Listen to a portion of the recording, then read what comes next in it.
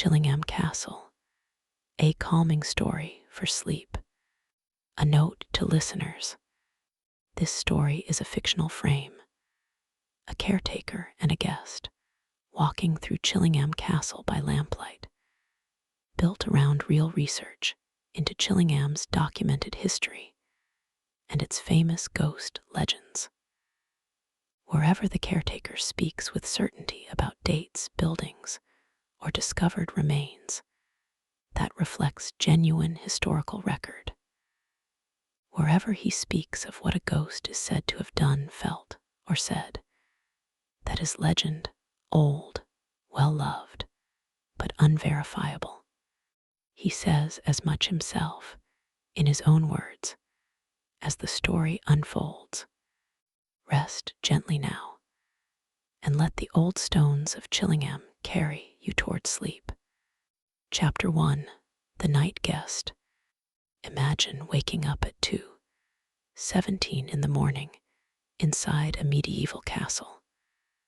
The air cold and still, moonlight falling in a thin gray line across an ancient stone floor, and hearing a child crying somewhere behind the wall. That is exactly what would happen to Rowan, though she did not know it yet. As her car rolled slowly up the long gravel drive toward Chillingham Castle on a gray October evening, the last of the daylight fading fast behind a line of bare trees. She had booked the stay almost on impulse after a difficult year, the kind of year that leaves a person needing silence and stone and somewhere far away from ordinary noise. A friend had mentioned, half joking, that Chillingham was supposed to be the most haunted castle in England, and something about that had appealed to Rowan more than she expected.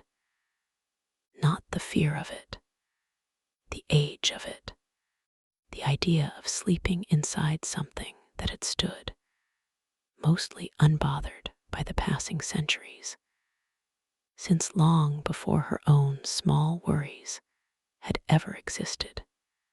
The castle rose ahead of her now, its square towers dark against a darkening sky, looking exactly like the pictures, and yet somehow larger, heavier, more asterisk present than any photograph had suggested.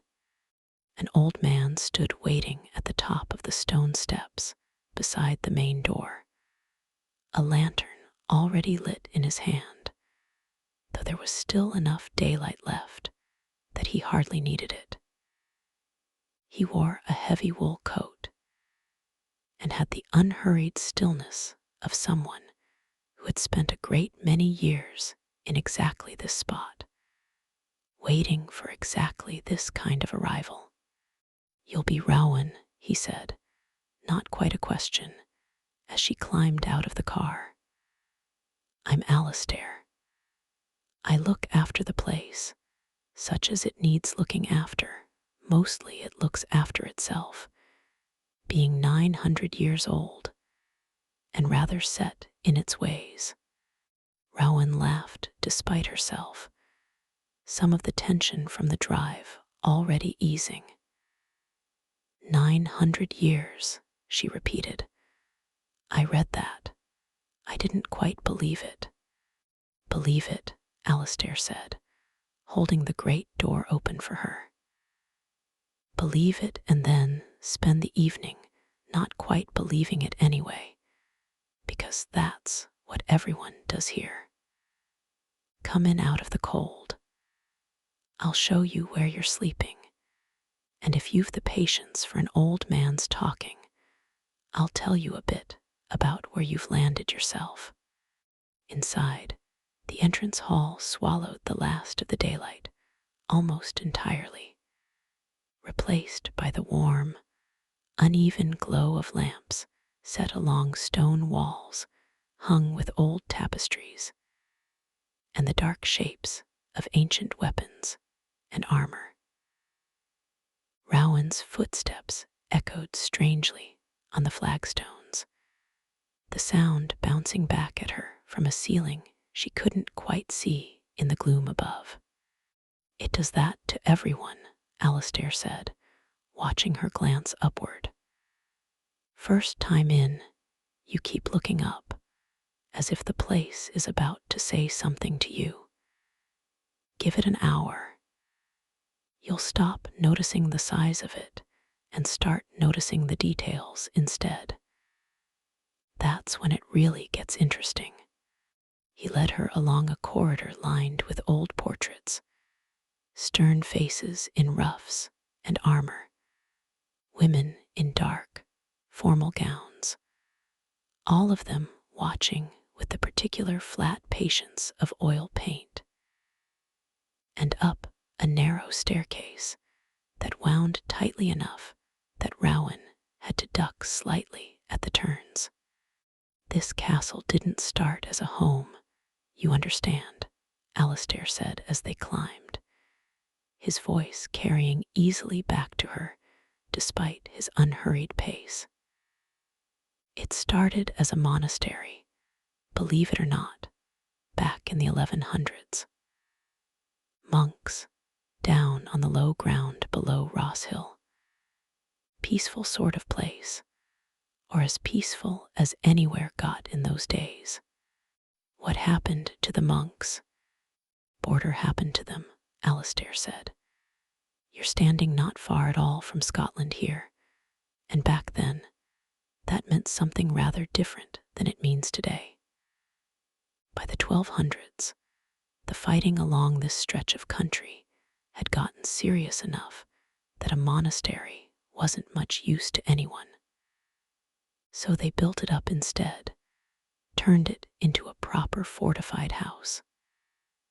And in 1246, the whole property passed into the hands of a family called Grey." "Grey," Rowan repeated, "like the color. Like the color. Though I couldn't tell you if that's coincidence or not," Alistair said, reaching the top of the stairs and turning down another corridor, this one narrower, the ceiling low enough that Rowan felt, for the first time, genuinely aware of how old the stone around her actually was. The Greys held this castle for the better part of 800 years. Think on that a moment. 800 years, one family, through wars and plagues, and the whole turning of English history, right up until 1932, when it finally got too much for them, and the place was left empty. Empty for how long? Decades, Alistair said, something in his voice softening slightly, as though the empty years pained him more than the violent ones. Roof failing, damp getting into everything, the kind of slow dying that happens to old buildings when nobody's left to love them properly. It was Sir Humphrey Wakefield who brought it back, traces his own line right back to those same Greys, as it happens. Bought the wreck of it, and spent years putting it right, room by room. That's why you're able to sleep here at all tonight, rather than standing in a roofless ruin, catching your death of cold. They had arrived, apparently, at Rowan's room. A heavy wooden door set into thick stone, opening onto a chamber with a great four-poster bed, deep-set windows, and the particular chill that no amount of central heating ever quite manages to banish from truly old buildings. "Not the pink room, I hope," Rowan said, only half joking, having read enough before her visit to know that particular name. Alistair's mouth twitched, something between amusement and genuine caution. "No," he said, "not the pink room. That one's private, family use it themselves, mostly. though they'll let a guest stay there now and again if they've a mind to. You're just along the corridor from it, as it happens, close enough to hear things, if there's things to be heard. Is there? Alistair set his lantern down on a heavy wooden table by the window, and for a moment he seemed to consider his answer carefully. The way a man considers something he said many times before, but still wants to get right. That, he said, depends entirely on what hour you're asking me, and how much wine you've had with your supper. Get some rest first. There's a fire laid in the small parlor downstairs, and if you fancy company before bed, I'll be there a while yet, and I don't mind telling stories to someone who actually wants to hear them properly, rather than just wanting to be frightened. I want to hear them properly, Rowan said, surprising herself slightly with how much she meant it. Good, Alistair said, already moving toward the door. Because most people who come here only want the fright. They want me to say, the blue boy walks these halls, and leave it at that, shiver a bit, take a photograph, go home satisfied. But this old place deserves better than that, I think. It's got real history buried under all the ghost stories, and the real history is stranger, in its way, than anything invented on top of it. He paused at the door, lantern light catching the deep lines of his face. Come down when you're ready. I'll have the fire going, and I'll tell you about the boy in blue, and the chamber below us that isn't quite what people think it is, and the lady who still asks for water, though there's nobody left who remembers her name. But I'll tell you honestly, mind, what's known, and what's only believed. There's a difference, and I think you're the sort who'd rather have both than just the second one dressed up as the first. Rowan nodded slowly. I would rather have both. Then you're already better company than most, Alistair said, and left her to settle in. His footsteps fatting unhurriedly back down the narrow stone stairs, leaving Rowan alone in a room 900 years old, listening to the particular silence that only very old buildings seem to hold, a silence that felt, she thought, less like absence of sound, and more like the room itself was simply waiting to see what she'd do next. She unpacked slowly, changed into warmer clothes, and made her way back down through the dim corridors, past the watching portraits, following the faint orange glow of firelight, until she found the small parlor Alistair had promised. A low-ceilinged room with a genuine fire, crackling in an enormous stone hearth. 2 worn armchairs drawn close to the warmth, and Alistair himself already seated, a glass of something dark red in his hand, a second glass poured, and waiting on the small table beside the empty chair. Sit, he said, gesturing. You've had the short history. Now you get the long one, or as much of it as we can manage before you start yawning at me. Rowan sank into the offered chair, the warmth of the fire immediately easing something in her shoulders she hadn't realized was tense. Start with the blue boy, she said. Everyone always starts with him, don't they? They do, Alistair said, settling back, the firelight dancing warm and orange across his weathered face. And there's good reason for it. He's the gentlest ghost we've got, if ghost he truly is, and he's also strange as it sounds, the one we can actually prove something about. Not the ghost part, never the ghost part, but the boy underneath the story, him we found.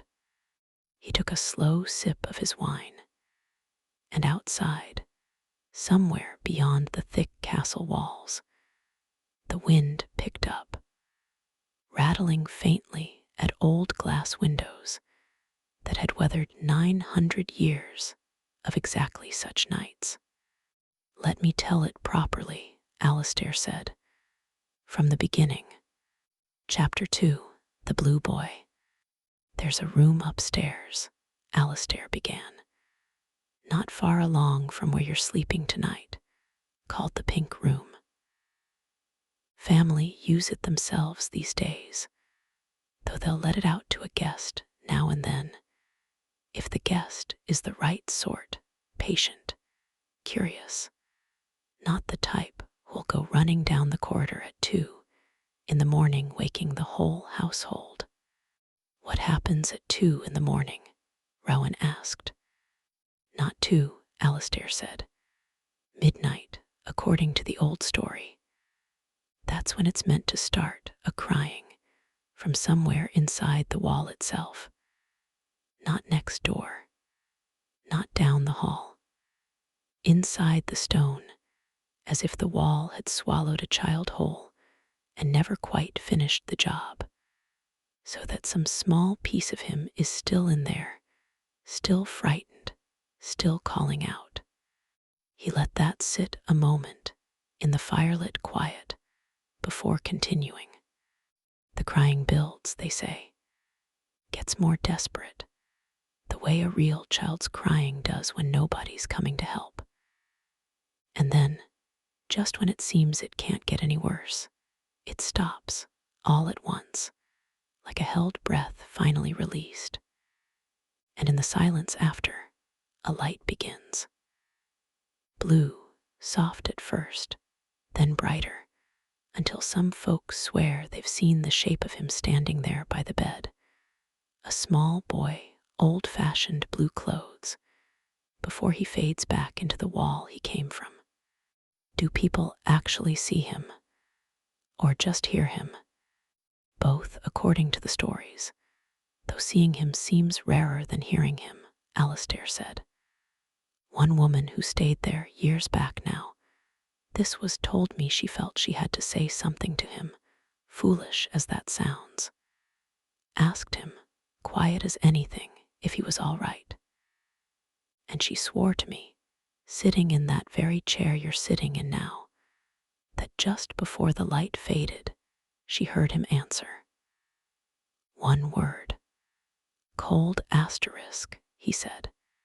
It's so cold in here. Rowan felt something move through her chest at that. Not quite fear. Something closer to a deep, unexpected sadness. That's not frightening, she said slowly.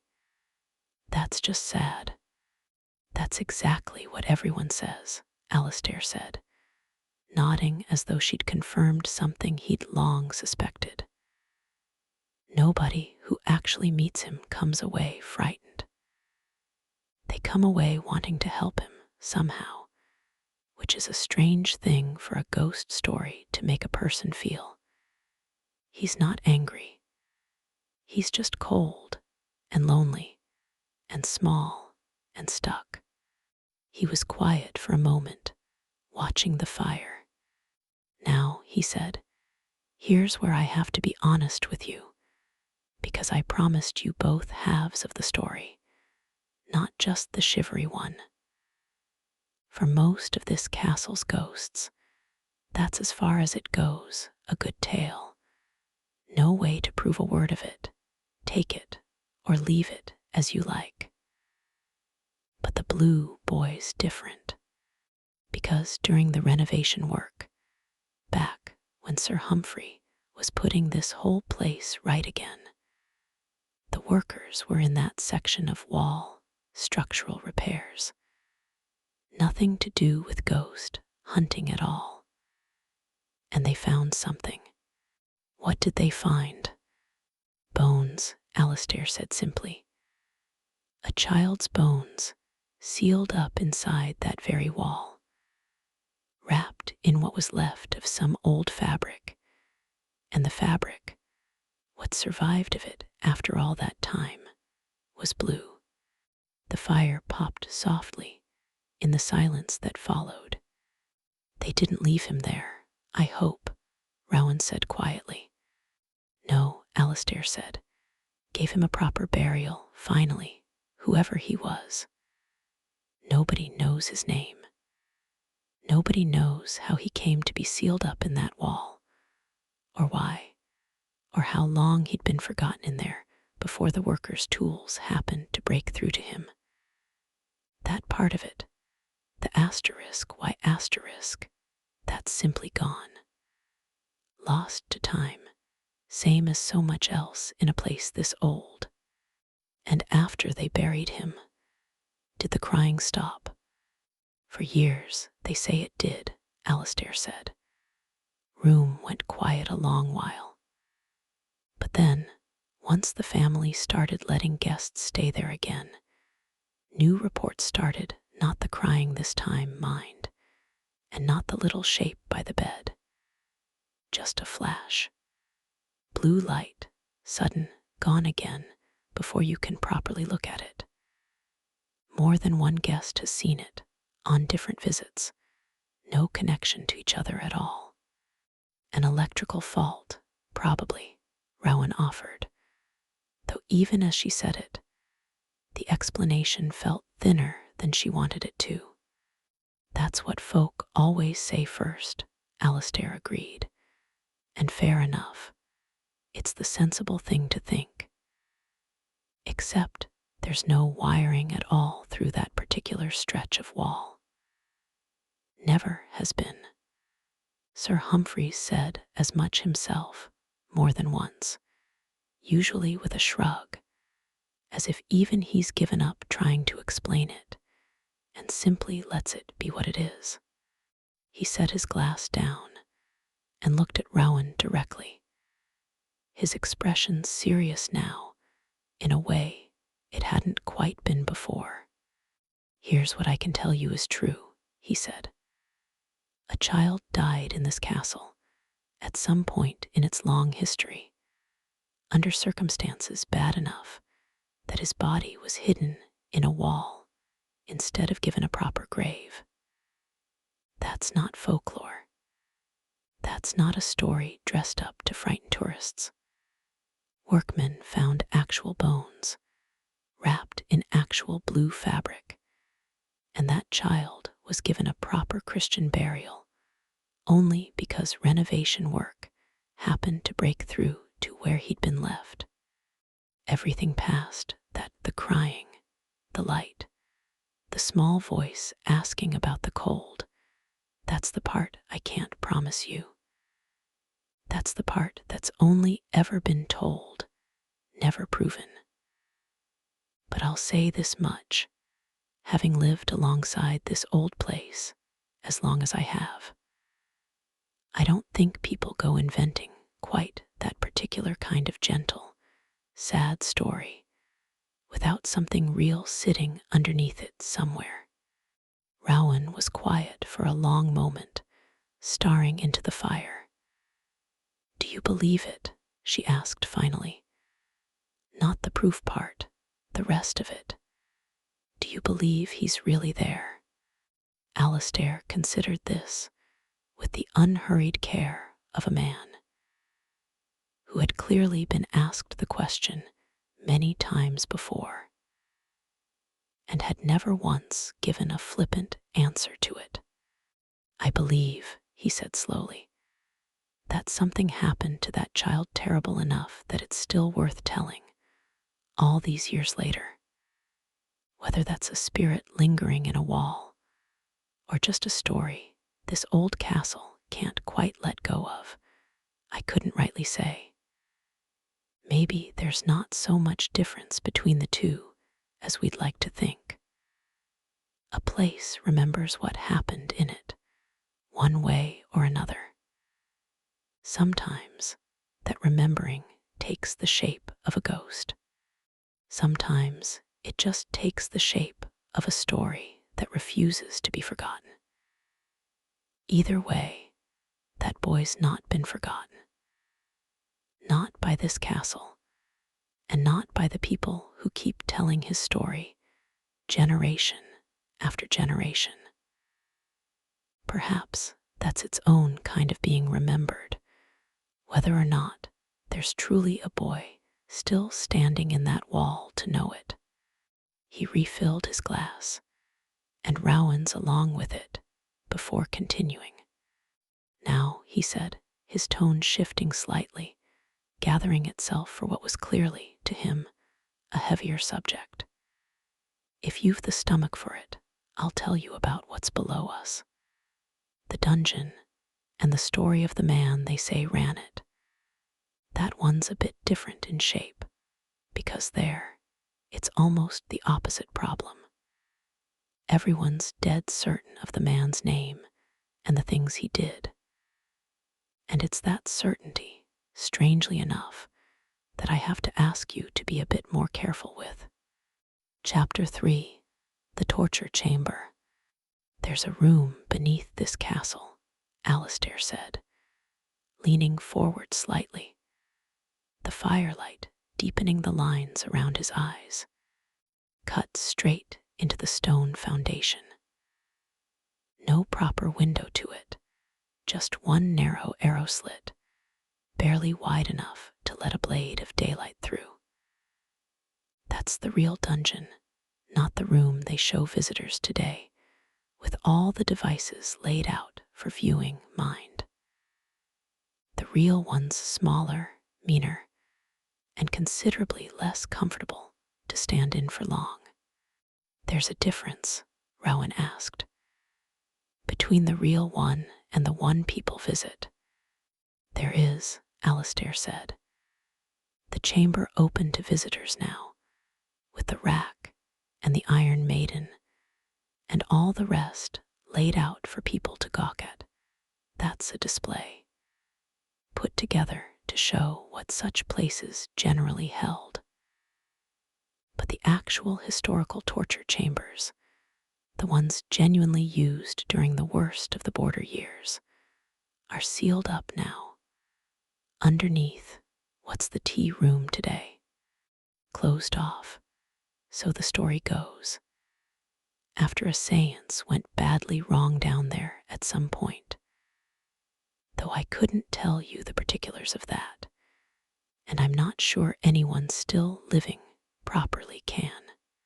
He shifted in his chair, settling into the telling the way a man settles into a familiar, well-worn path.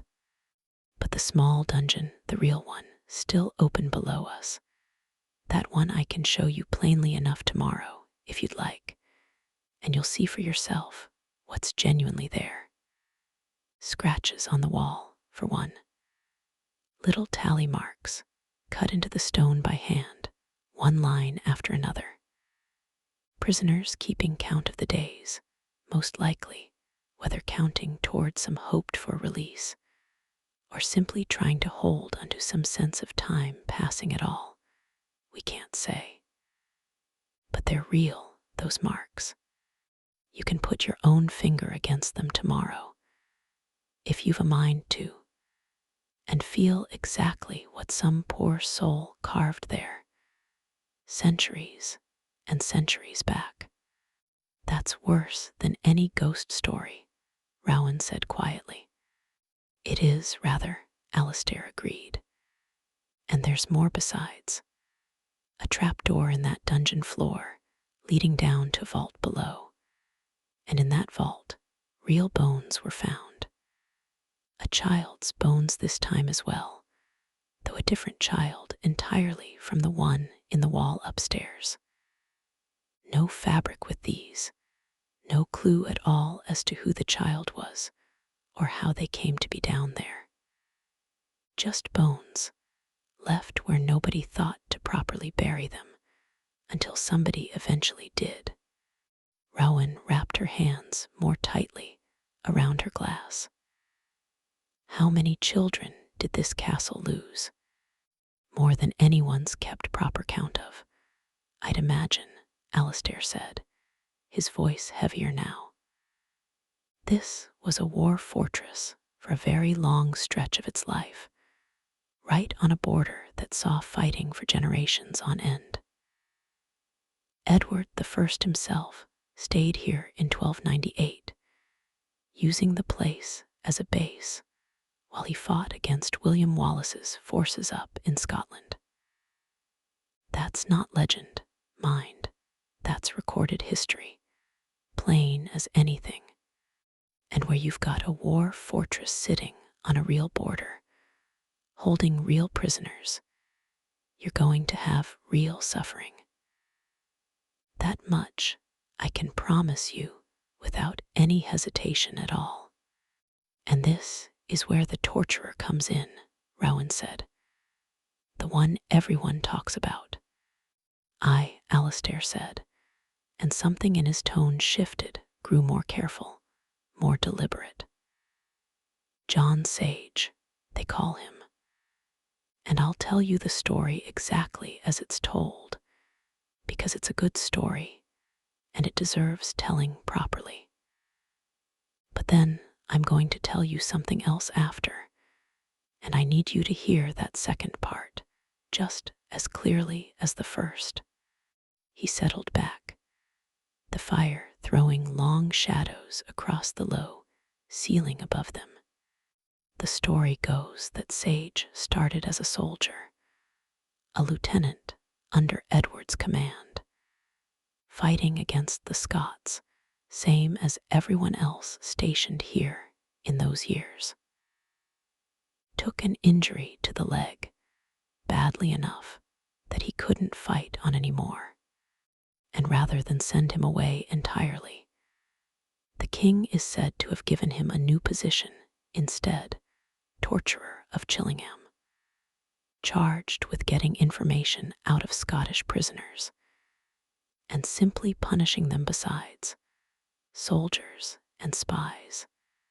And the story says, women and children caught up in the fighting as well.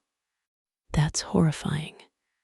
It gets worse before I'm done, Alistair said grimly. The story says he took to the work with real enthusiasm, tortured as many as 50 prisoners a week, across 3 years or more. Used the rack, they say, to stretch a man's joints past bearing. The Iron Maiden, to hold a body in agony inside its spikes.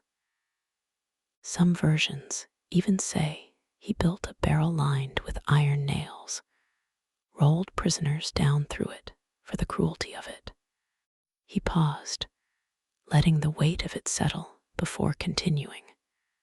And at the war's end, the story says he gathered up what prisoners remained, grown men and women both, and burned them alive in the courtyard, right outside these walls, while their children were made to watch from a room upstairs that's been called the killing room ever since. And then, some tellings say, he turned on the children too, afraid they'd grow up wanting revenge for what they'd seen. Rowan felt genuinely sick at the images this conjured, and Alistair, watching her face, nodded slowly, understanding. It's meant to sicken you, he said. That's rather the point of the telling. And the story finishes with his own end, villagers, sick of his cruelty at last, dragging him from the castle and hanging him before a crowd. Some say the king himself ordered it done, fearing the local clans would side with Scotland entirely if such brutality wasn't finally answered. And they say his spirits never properly left, that he lingers still around that sealed chamber and the room where the children watched, a dark, heavy presence that visitors feel as a sudden cold, a weight on the chest, a feeling of being watched by something that means them no good at all.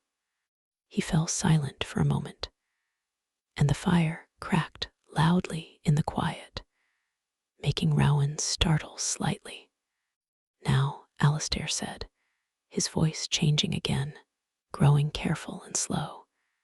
"Here's the part I promised you. I've told that story more times than I could count, same as every guide who's ever worked this castle.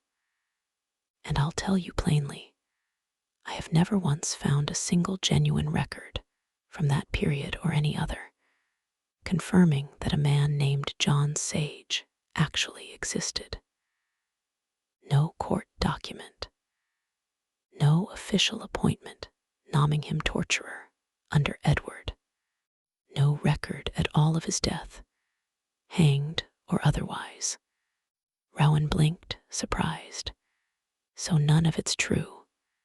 "I didn't say that," Alastair said carefully. "I said I can't find him, specifically, by that specific name, doing those specific things, in any genuine record. That's a different claim than saying nothing happened here at all. Because we do know, beyond any doubt, that this dungeon held real prisoners under real suffering during those border wars. We know torture was a documented practice at fortresses like this one right across that whole violent period, not unique to Chillingham, but genuinely, historically real all the same. We know children's bones were found here, unexplained, same as the boy in the wall upstairs. What we don't have is a name and a face to put to all of it. One single villain we can point at and say, there, that was him. That was the man who did it.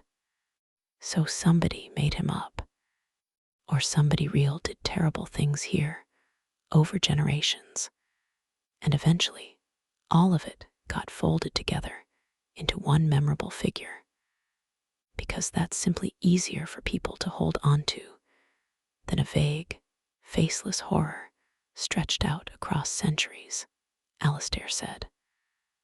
"I don't know which it is, if I'm honest with you. Perhaps a little of both.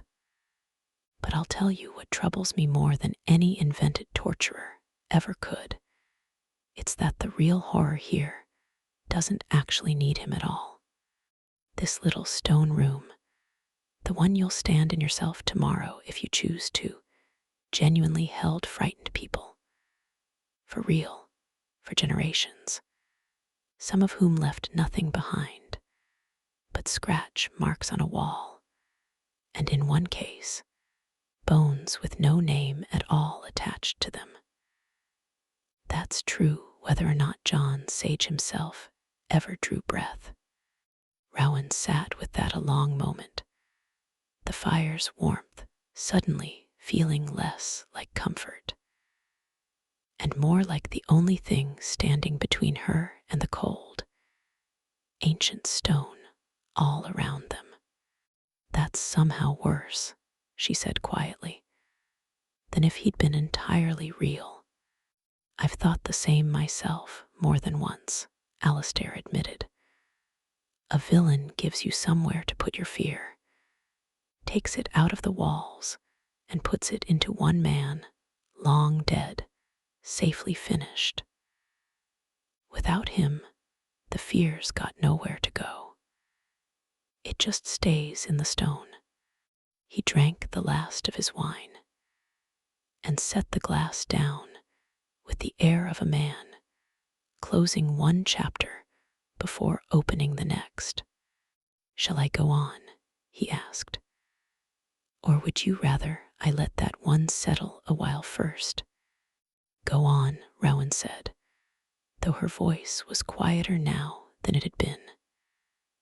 "Tell me about the lady who asks for water. I think, after that, I'd like something a little softer." Chapter 4, The White Lady. Alastair's whole manner eased slightly at that. as though he too welcomed the change of subject, and he refilled both their glasses before settling back into his chair. "There's a small room in this castle," he said, "used to be called the Inner Pantry, or the White Pantry, kept locked, because that's where the family silver was stored, back when such things needed proper guarding overnight. There was a footman assigned to sleep there once, keeping watch over it all through the night. And something happened to him." "Something did," Alistair said. "As the story goes, he woke in the deep hours and found a woman standing near him, pale, thin, dressed all in white, looking as though she hadn't the strength left to stand much longer. And she asked him, soft as anything, for a drink of water. He let his voice drop, gentling it, matching the tone of the story he was telling. 'Please asterisk,' she said to have whispered to him. 'Some water, just a little water, if you would be so kind.'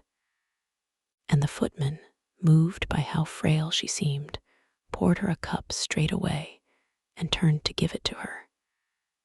And when he turned back around, she was simply gone. No sound of a door, no footsteps, nothing at all. Just the empty room and the cup of water still sitting untouched in his hand. 'Who was she?' Rowan asked. 'Do we know?' 'That's the trouble with her, and rather the tragedy of her too, if you think on it properly,' Alistair said. 'Nobody's ever settled who she was. Some guess she might have been a servant, poisoned at some point in the castle's history, still seeking the water she was denied, or never given in time in her final hours. But there's no name to attach to that guess. No record of any servant dying that way here, at least none that's ever surfaced. She's simply the White Lady, and has been for as long as anyone's told her story.' 'That feels sadder than the boy in the wall, almost,' Rowan said. 'At least he was found. At least someone knows he existed, even without a name. You've put your finger right on something I've thought myself more than once,' Alistair said, nodding slowly. 'She hasn't even got that much. No bones found in a wall. No fabric to prove she ever lived at all. Just a story passed down about a woman so thirsty and so alone that she still, after all this time, can't stop asking a stranger for water in the middle of the night.' He was quiet a moment, watching the fire before continuing. 'But there's another lady in this castle stories,' he said, 'and hers is a rather different case entirely, because with her, we know almost everything. Down the corridor from the pink room, and in the old portraits you passed on your way up tonight, you'll find her face if you look carefully. They call her the Grey Lady now, on account of the stories about a rustling gray or silver dress heard passing through empty corridors, a sudden chill following wherever she goes. But when she was alive, she had a name. Lady Mary Berkeley.' 'Tell me about her,' Rowan said, settling further into her chair, the story pulling her forward now rather than making her want to shrink away from it. 'She was married,' Alistair said, 'to a man named Ford Grey, Lord Grey of Wark and Chillingham. He was later made Earl of Tankerville besides. And by all proper historical account, he was not a kind man, nor a faithful one. He took up with Mary's own younger sister, Henrietta, carried on with her long enough, and openly enough, that he was actually put on trial for it, back in 1682, charged with her seduction. He was tried, and it didn't stop him. It didn't, Alastair confirmed. In the end, he simply left Mary altogether and ran off with Henrietta instead, leaving his wife behind here at Chillingham with their infant daughter and nothing else besides. Never came back. Not once, in all the years that followed. That's monstrous. It is, Alastair agreed. And here's the part of the story I find myself turning over most whenever I tell it. Ford Gray died in 1701. Henrietta, the sister who'd taken Mary's place, died in 1710. And Mary herself lived on right here in this castle until 1719. Outlived the both of them by a fair long stretch. Rowan sat with that for a moment. She stayed here her whole life, after everything. She did, Alastair said. Raised her daughter here alone, in the very halls her husband had abandoned her in. And whatever grief or anger she carried through those years, she carried it quietly enough that we've no record of complaint or bitterness from her at all. Only the simple, documented fact that she outlasted them both, living on inside these same stone walls long after the two people who'd wronged her worst were already in their graves. And now people hear her dress in the corridors. So the story goes, Alastair said. A rustle of silk, they say, and a sudden chill, as if she's still walking these halls even now, listening perhaps for a footstep that never came while she was living, and certainly never will now. I can't tell you whether that's truly her lingering, or whether it's simply that her story is sad enough and real enough that people can't help but imagine her still walking here, still listening, still waiting on some level for a husband who was never, in the end, going to return. He looked at Rowan carefully. She's the one story in this whole castle where I don't have to separate the proven from the imagined quite so carefully. Her marriage, her husband's betrayal, his trial, the dates of all their deaths, that's proper recorded history, same as Edward I's visit or the crenellation license from 1344. It's only the ghost part, the dress, the chill, the still listening presence, that stays in the realm of story rather than record. But her real life alone was sad enough, I think, that it hardly needed any ghost story added on top of it to earn its place in memory. Rowan was quiet for a long moment, watching the fire burn lower in the grate. Do you think that's why some stories last? She asked slowly. And others fade. The ones with something real and specific underneath them. I've wondered that myself, more nights than I could count, Alastair admitted. The boy in the wall, real bones, real blue fabric, but no name. And the story that's grown up around him is gentle, sorrowful. The dungeon, real suffering, real scratch marks, real bones under that trap door, but no proven villain. And the story that's grown up there is fierce and frightening, filling in that missing name with something monstrous enough to match the horror of the place.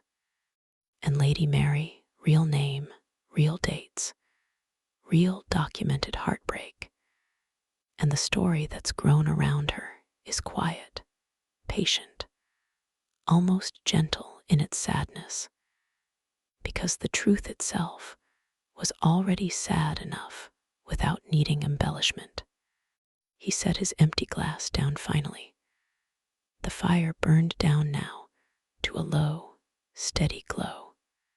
Perhaps that's simply what a very old place does over enough centuries, he said. It collects its real griefs, and where the details are lost, it lets imagination fill the gap however feels most true to what's known. The boy gets a gentle ghost because whatever happened to him was clearly a private, quiet horror. The dungeon gets a monster because the horror there was public, prolonged, needing some shape large enough to hold it. And Lady Mary needs no invention at all, because sometimes the truth alone is already exactly as sad as any story could ever make it. Rowan found herself unexpectedly moved by this, not frightened any longer, but something quieter, gentler, sitting with her instead. "Thank you," she said, "for telling me honestly which parts you know and which parts you don't." "That's the only way I know how to tell it," Alistair said, rising slowly from his chair, the fire's last light catching the silver in his hair. "Any fool can frighten a stranger with a ghost story. It takes rather longer and rather more care to tell someone the truth of an old place and let the story stand on its own 2 feet beside it, honest about which is which. You'll sleep well enough tonight, I think, having heard it told properly rather than just dressed up to rattle you." He walked her back up through the quiet corridors, past the watching portraits, pausing briefly before one particular painting of a dark-haired woman in formal dress, her expression difficult to read in the low light. "There she is," Alistair said quietly. "Lady Mary herself. Not a ghost in this painting. Just a woman once who lived a long, quiet, difficult life in this castle and is remembered for it still, 300 years on." Rowan studied the portrait a long moment before they continued on, and something about the painted woman's steady, patient eyes stayed with her all the way back to her own door. Chapter 5. The Hour Before Dawn. "Sleep well," Alistair said, pausing at the door to Rowan's room, lantern light warm against the old wood. "And if you hear anything in the night, the wind in an old chimney, the settling of stone that's had 900 years to learn how to settle, don't let it trouble you overmuch. This castle's seen a great deal, but I don't believe, in all my years here, that it's ever meant harm to anyone simply trying to sleep within its walls." "What about everything you told me tonight?" Rowan asked. "The dungeon, the boy, Lady Mary.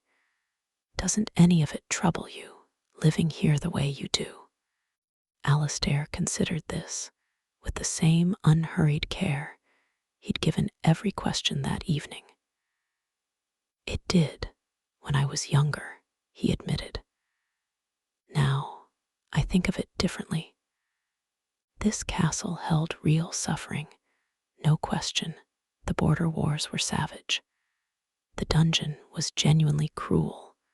Children died here under circumstances we'll likely never fully understand. But it's also held 800 years of a single family's life, generation after generation.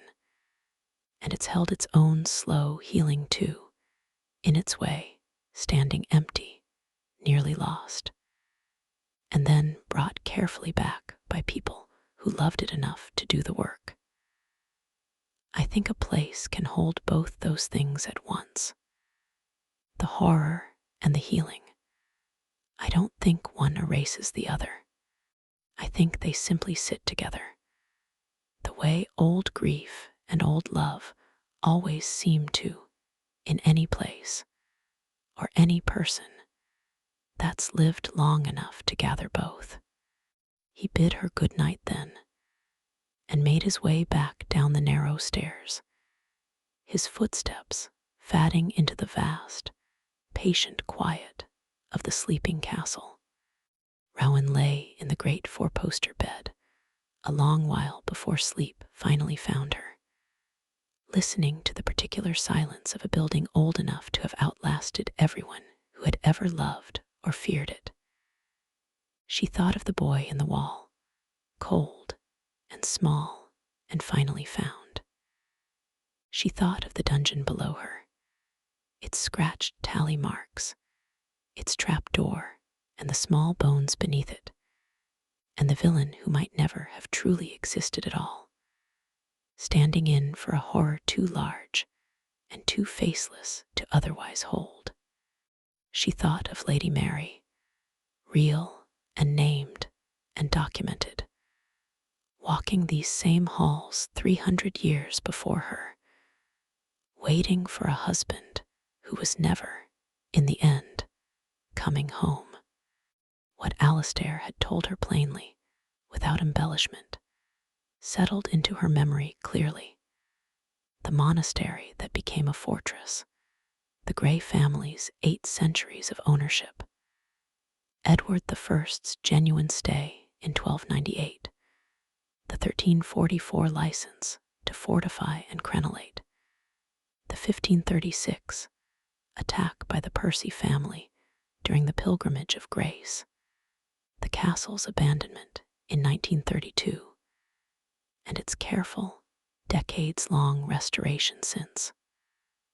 All of it real, all of it verifiable, should she ever care to check it against any proper historical record. And what remained legend, the crying in the wall, the small cold voice, the John Sage who could not be found in any surviving document, the pale woman asking endlessly for water she never received, all of it unprovable. And yet, Rowan thought, none of it quite dismissible either. Not after the bones in the wall, not after the bones beneath the trap door, not after Lady Mary's real, documented, genuinely heartbreaking life, proving that at least one of this castle's saddest stories needed no invention at all to earn its place in memory. She drifted, eventually, into a heavy, dreamless kind of sleep, the particular deep rest that comes only after a very long day and a very old story, told honestly, settling finally into some quiet place inside her. She woke at 2:17 in the morning. The room was dark, the moon casting its same thin gray line across the ancient floor that it had likely cast for centuries before her. And for a full, still moment, Rowan lay perfectly awake, perfectly quiet, listening. There was nothing. No crying. No cold, small voice asking about the chill in the walls. Only the vast, patient silence of a 900-year-old castle settling gently around her, the way it had settled every single night for longer than she could properly imagine. And yet, and she would think about this often in the months that followed, without ever quite deciding what to make of it. She found herself, in that quiet, dark hour, whispering softly into the stillness of the room. "Good night," she said to the wall, to the boy who might or might not still be listening from somewhere inside it. "You're not forgotten. Whatever else is true or isn't, you were found, and you were finally given a proper rest. I hope, wherever you are now, that you're not cold anymore. There was no answer. No blue light, no small voice, nothing at all but the wind moving softly somewhere far off in an old stone chimney, and the settling creak of a building simply being as old as it was. But Rowan slept easily after that, deeply and without disturbance, until morning light finally came pale and gray through the ancient windows, and she woke to the ordinary, comforting sounds of a castle beginning its day. Footsteps in a corridor, a door somewhere opening, the distant, cheerful clatter of breakfast being prepared below. Alastair was waiting for her in the small parlor, the fire already relit against the morning chill. 2 cups of tea steaming on the table between the same 2 armchairs from the night before. "Sleep all right?" he asked, though something in his knowing smile suggested he already guessed the answer. "I did," Rowan said, settling into her chair, wrapping both hands gratefully around the warm cup he offered her. "I woke once, 2:17, if you can believe it." "I can believe it entirely," Alastair said, unsurprised. "That hour seems rather fond of this old place. Did you hear anything?" "No," Rowan said, "nothing at all, just quiet." But it was a good quiet somehow, not empty, just settled. Alastair nodded slowly, as though this answer, too, matched something he'd heard many times before from many other guests, across many other mornings, just like this one. "That's the thing about a place this old," he said. "It's held so much, the wars, the losses, the long, slow decades of being forgotten, and then the long, careful work of being remembered again. I think, by now, it's simply learned how to hold all of that quietly, not erasing any of it, just settling around it the way old stone settles around old roots, until the 2 of them aren't easily told apart anymore." He looked at her over the rim of his own cup, his expression warm in the pale morning light. "You'll go home today," he said, "and tell people you stayed the night in England's most haunted castle. And they'll ask you if you saw a ghost, and you'll have to decide, same as everyone who stays here eventually decides, what you actually want to tell them." "What do you tell people?" Rowan asked. "When they ask you?" Alastair smiled, the same slow, careful smile he'd worn all through the evening before. "I tell them the truth," he said, "that this castle is 900 years old, and it has seen real war, real imprisonment, real grief, and real, patient love, all layered one on top of the other so many times that separating them out entirely is nearly impossible now. I tell them what's proven, and I tell them what's only believed, and I let them decide for themselves what to do with the difference. That's all any of us can really do, I think, with a place or a story this old. Listen honestly, hold both halves of it gently, and let it settle in its own time, the way everything in this castle eventually does." Outside, the morning had brightened further, pale autumn sunlight finally breaking properly through the last of the night's clouds, falling warm across the old stone walls that had stood, patient and unhurried through 900 years of exactly such mornings, some following nights of real horror, others following nights of simple, quiet rest. The castle itself, it seemed, no longer troubled by needing to hold both at once. Rowan finished her tea slowly, in no particular hurry to leave, and outside the tall old windows, Chillingham Castle simply stood as it always had, holding its history, holding its legends, holding the boundary between the two with the same patient, settled stillness it had held for 9 centuries already, and would likely go on holding for centuries more, long after this particular morning. And this particular guest had quietly become just one more small, gentle story folded softly into all the others. Rest well wherever you are listening tonight.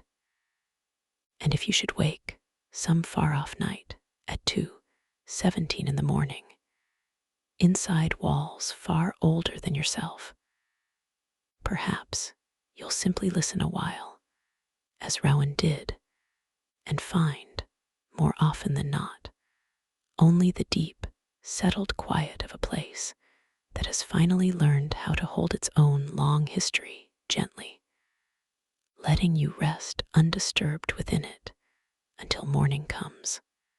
The end.